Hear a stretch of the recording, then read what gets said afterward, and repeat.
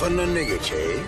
Eğer ben kardeşi kardeşe düşman edebilirsem abi, işte o zaman onları şah damarından yakalamış olacağım.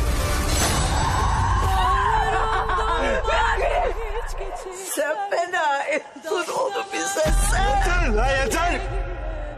Haksız mı? Karının ve doğmamış oğlunun hayatı için kardeşini öldürür müsün?